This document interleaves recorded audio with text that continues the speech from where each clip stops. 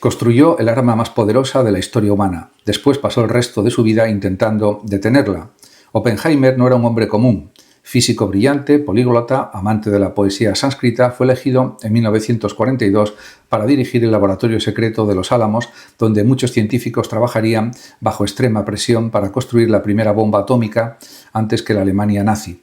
Bajo su liderazgo, científicos como Enrico Fermi, Hans Bethe y Richard Feynman lograron en menos de 3 años lo que parecía imposible: domesticar la energía del núcleo atómico para fines destructivos. El 16 de julio de 1945, en el desierto de Nuevo México, Oppenheimer presenció la prueba Trinity, la primera explosión nuclear de la historia. Según relató después, en ese instante recordó un verso del Bhagavad Gita: «Ahora soy la muerte, el destructor de mundos». Apenas 3 semanas después, las bombas cayeron sobre Hiroshima y Nagasaki, matando a cientos de miles de personas y forzando la rendición de Japón. Lo que siguió fue una transformación profunda en Oppenheimer. En lugar de celebrar el triunfo científico y militar, comenzó a expresar dudas morales públicamente. Se reunió con el presidente Truman y le dijo que sentía que tenía sangre en las manos, a lo que Truman respondió con desdén ofreciéndole un pañuelo.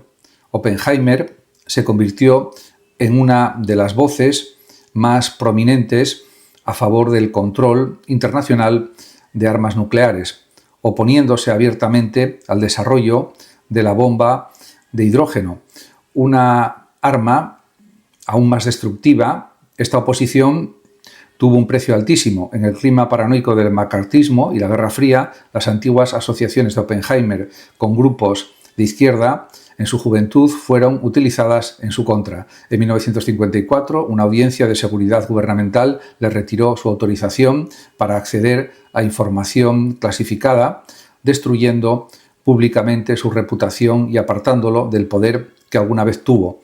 El hombre que había dirigido el proyecto científico más importante del país fue tratado como un sospechoso de deslealtad. Oppenheimer pasó sus últimos años enseñando en Princeton, alejado de la política nuclear que él mismo había ayudado a crear. Murió en 1967, consciente de que su legado sería para siempre ambiguo: salvador de vidas aliadas y arquitecto de un poder capaz de destruir la civilización.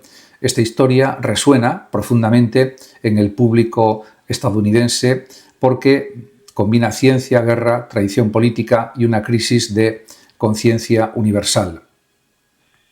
En 1939, un físico húngaro convenció al hombre más famoso del mundo de escribir la carta más peligrosa de la historia. En el verano de 1939, Europa estaba al borde de la guerra y un grupo de físicos refugiados en Estados Unidos sabía algo que la mayoría del mundo todavía no entendía: la fisión nuclear era posible y la Alemania nazi tenía los científicos capaces de desarrollarla primero.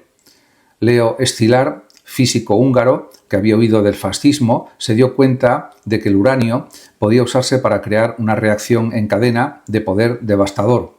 El problema era que nadie en el gobierno estadounidense le tomaría en serio a él, un inmigrante desconocido.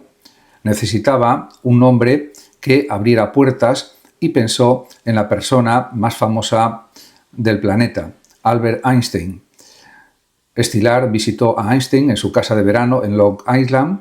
Einstein, pacifista convencido, que nunca había trabajado en física militar, escuchó la advertencia con preocupación genuina.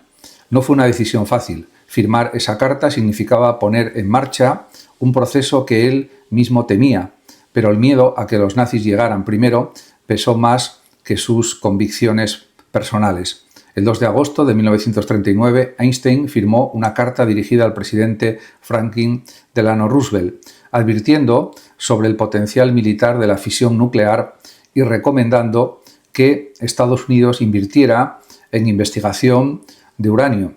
La carta tardó meses en llegar a manos de Roosevelt debido al inicio de la guerra en Europa, pero cuando finalmente la leyó, en octubre de 1939, el presidente entendió la magnitud del asunto. Ordenó la creación de un comité asesor sobre uranio, la semilla burocrática que eventualmente crecería hasta convertirse en el Proyecto Manhattan.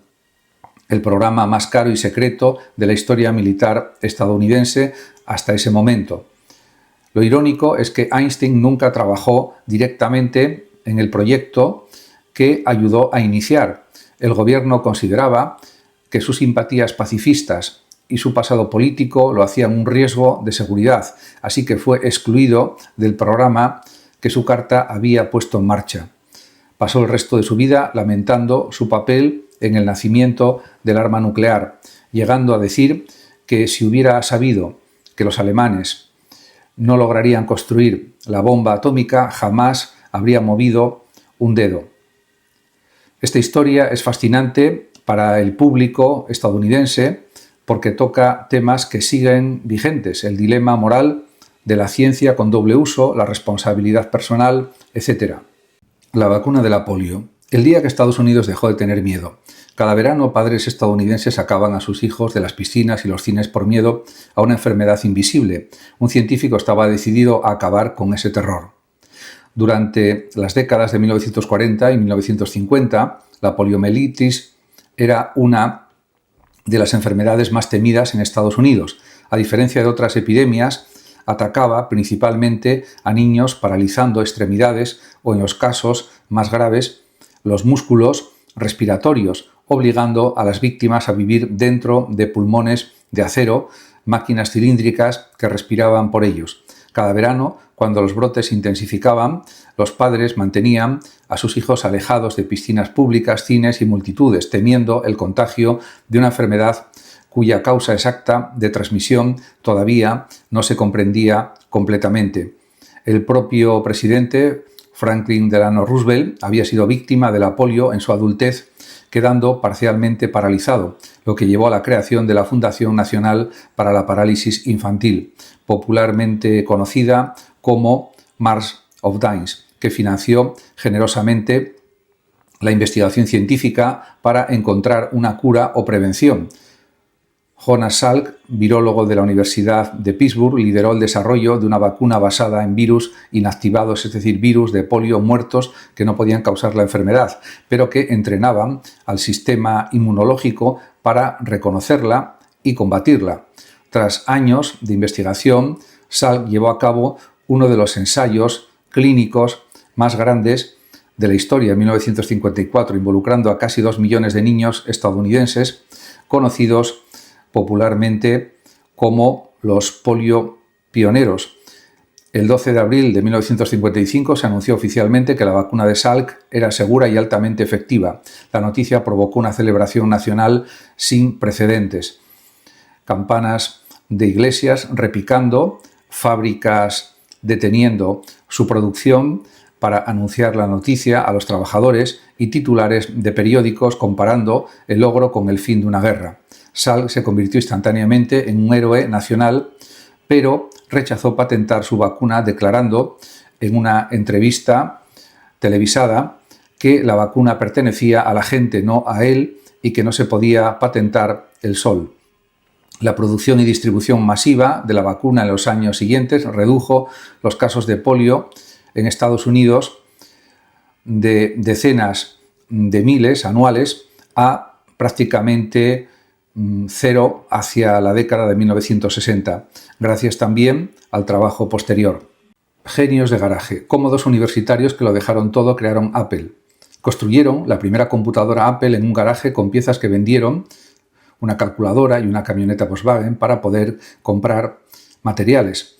En 1976, Steve Jobs y Steve Wozniak eran dos jóvenes de 20 y pocos años en Cupertino, California, fascinados por la electrónica y la cultura contracultural de la época. Wozniak, ingeniero brillante y autodidacta, había diseñado un circuito de computadora personal que podía construirse con relativamente pocos componentes. Una hazaña técnica impresionante para su tiempo, cuando las computadoras seguían siendo máquinas enormes reservadas para universidades y grandes corporaciones. Jobs, con un instinto comercial y estético que Wozniak no tenía, vio el potencial de convertir el diseño técnico de su amigo en un producto comercial real. Juntos fundaron Apple Computer el 1 de abril de 1976, trabajando literalmente en el garaje de la casa de los padres de Jobs en Los Altos. Para financiar la producción inicial de placas de circuito de la Apple I Wozniak vendió su calculadora científica HP y Jobs vendió su camioneta Volkswagen, reuniendo apenas $1.300 de capital inicial. La verdadera revolución comercial llegó con la Apple II, lanzada en 1977, que incluía un teclado integrado, gráficos en color y una carcasa de plástico amigable en marcado contraste con las cajas metálicas intimidantes de las computadoras corporativas de la época.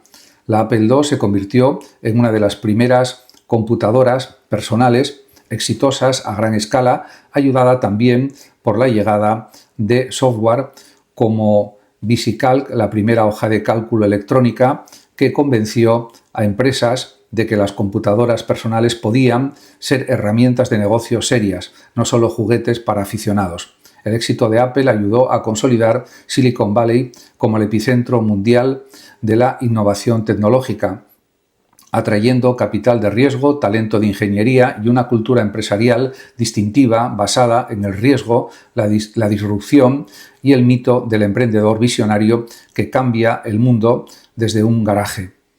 Esta narrativa se convertiría en el modelo a seguir para generaciones posteriores de fundadores tecnológicos.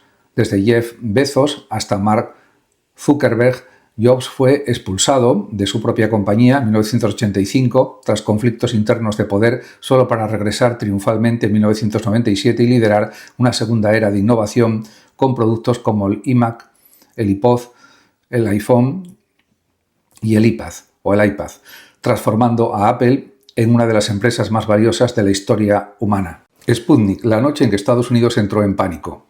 Un simple punto de luz cruzando el cielo nocturno hizo que Estados Unidos creyera que estaba perdiendo la Guerra Fría.